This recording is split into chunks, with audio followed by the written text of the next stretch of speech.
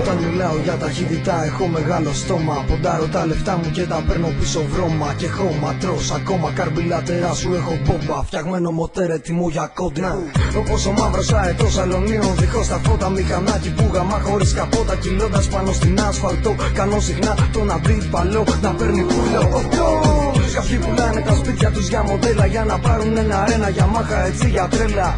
Το μηχανάκι σου βάρεσε βγελαστρό. Στο πάνω στην αποβάθρα και στη θάλασσα δω. Στο σκοτόστρα κοντανή SR500.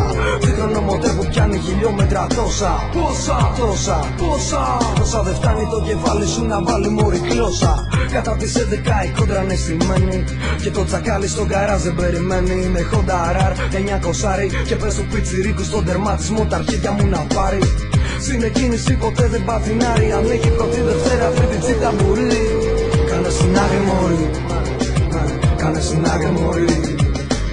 Προχθές το βράδυ μαζευτήκανε τραμπούκι για να δούνε μια GS εξαρχιλιάρα Σουζούκι που βγάζει σκόνη. Το πουλήσι το σηκώνει και όποιο μηχανάκι να από πίσω της νυχτώνει.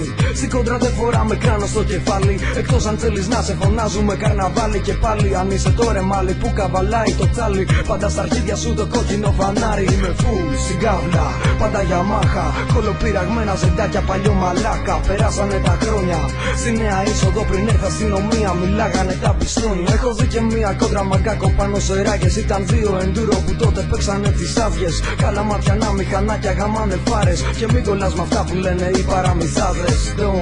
Παίζουνε πάντα τα λεφτά. Σ' αυτό το τομέα σε κυνηγάνε μπατσικά.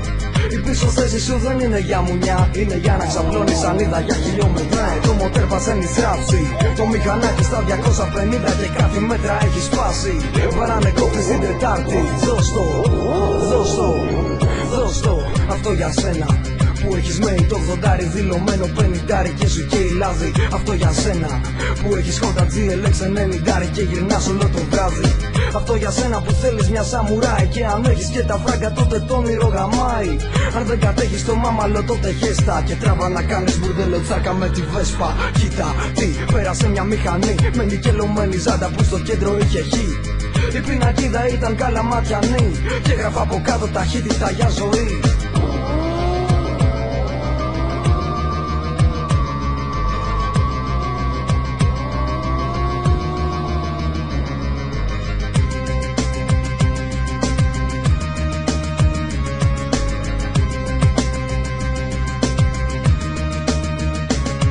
Σεβασμός στα παιδιά που σκοτωθήκαν.